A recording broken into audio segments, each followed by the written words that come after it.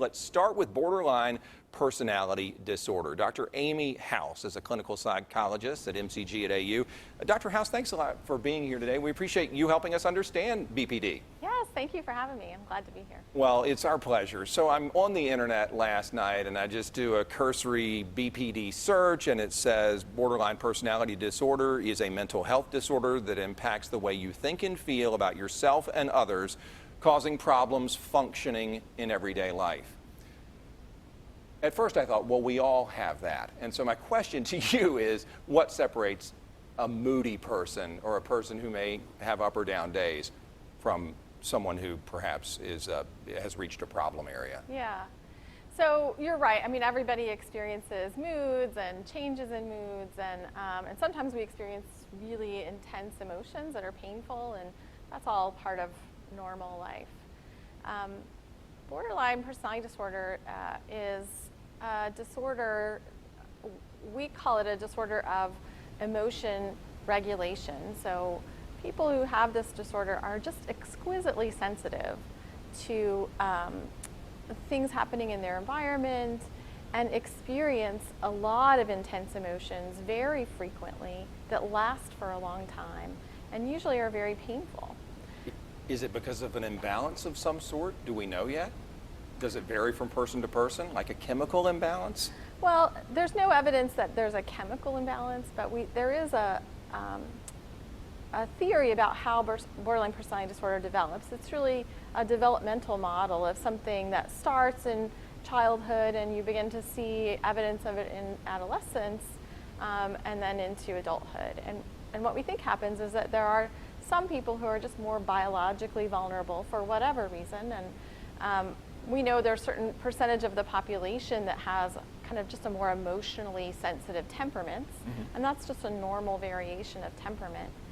But there are some kids who have this sort of emotionally vulnerable temperament who find themselves in environments that are a poor fit for that temperament. Some of those environments are abusive environments where they're experiencing abuse and trauma.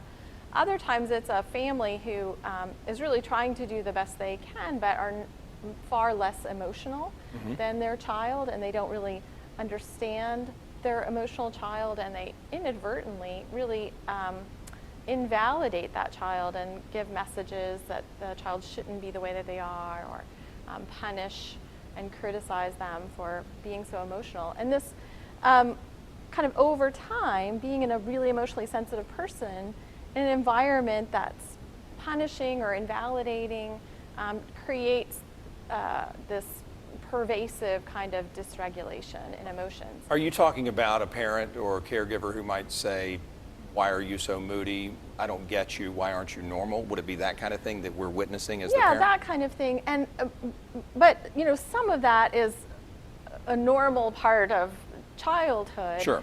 But we're talking about environments where that's kind of chronically and repeatedly and pervasively the message that people get about their emotions. So who's your typical patient? A child, man, woman? Who do you see most often? Yeah, so our DBT program has services both for adolescents and for adults.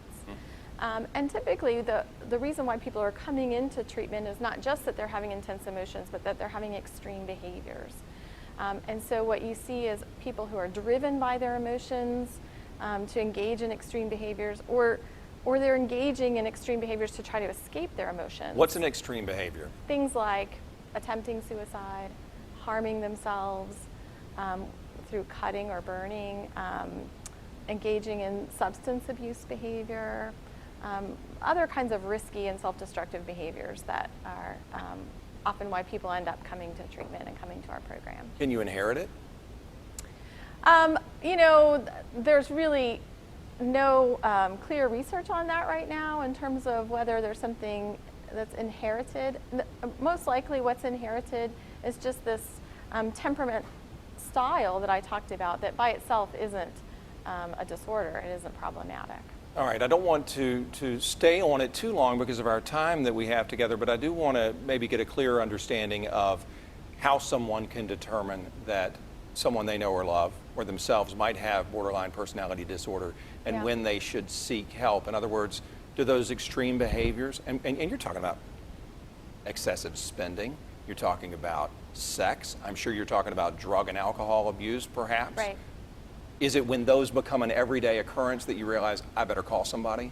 Well, it's not necessarily whether or not they're an everyday occurrence, but it's that if there are a number of extreme behaviors that are causing problems for the person or for their family, if the person is somebody who's experiencing a lot of intense emotions, chronic feelings of emptiness, who has difficulty in relationships, difficulty maintaining relationships, maybe difficulty maintaining a job, or doing well in school, then those would be signs that somebody really needs to seek mental health treatment. What can you do for them? What kind of treatment are we talking about, and is it lifelong? So the good news is it's not lifelong. All right, good. In the last probably about 30 years, there's been the development of a treatment called dialectical behavior therapy. And dialectical behavior therapy is a form of behavior therapy that's considered really the primary treatment for borderline personality disorder. It's a psychotherapy that involves weekly individual therapy meetings that are focused on targeting behaviors that are problematic and changing those behaviors.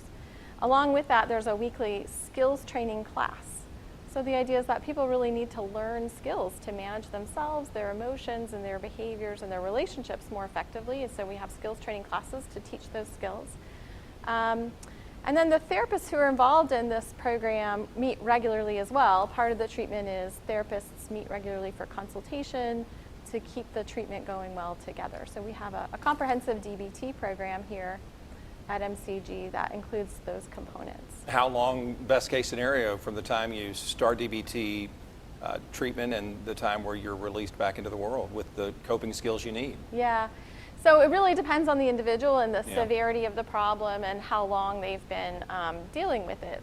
For adolescents, our adolescent program can be as short as 6 months. And for adults, we ask for a 1-year commitment to the program for adults. And then often people will stay longer than a year, but we expect to see significant improvement in the space of 6 months to a year. That's not bad. No, it's not too bad. And then, but people often do stay in the treatment program longer to continue to develop and work on their goals. Okay, so while they're going through DBT and they're learning how to cope, they're learning what the triggers are, you're learning how to help them. Is there ever a point, especially during that time, when you have to take steps to remove them from that invalidating environment that you described, especially with a child? Can you ever step in as a professional and say, I need you out of this home because you'll never get better if you stay here? Well, it's not our job as professionals to do that. Although if we suspect that there's abuse happening, of course we report that to Family and Children's Services, and that they make a determination about what to do in those cases. What we do have, though, is a family and friends support group for parents, spouses, children, friends of people with BPD, and that support group also offers family skills training so that families can learn how to be more validating, how to create an environment that's more healthy for everybody in the family and facilitates the recovery of their loved one with BPD. Do you want to implement any prescription medication during DBT or before or after? Or do you try to steer clear of that and just let the therapy try to address the issue? So a number of people who have BPD and are in our treatment program are also getting medication from a psychiatrist. Is it in the depression category?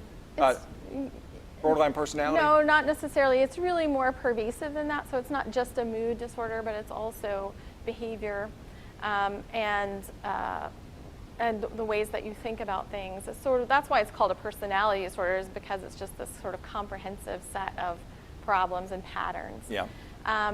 But medication itself doesn't treat borderline personality disorder, but it can treat specific symptoms that people are struggling with. So many people who have BPD also have depression, also have anxiety disorders, also have post-traumatic stress disorder.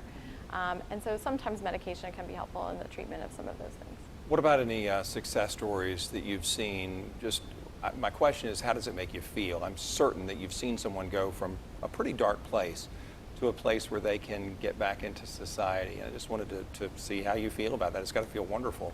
Yeah, it does. It does feel really good, and it's one of the reasons I do this work. Is it's really rewarding to see people who are really suffering and know that we're offering them a treatment that's really going to help, and then and actually see them change their life and go on to live, lives that are worth living, lives that are full of joy and vitality. Well, I appreciate what you do, and I appreciate you helping people out of those places. We're grateful to you, and certainly thanks for your time today. Thank you very much for having me. I appreciate it. Anytime. Dr. Amy House, Medical College of Georgia at Augusta University. If you recognize any of the signs or symptoms that Dr. House talked about, give MCG a call. Help is there. She can get you back on the right track, she and her team at MCG at AU.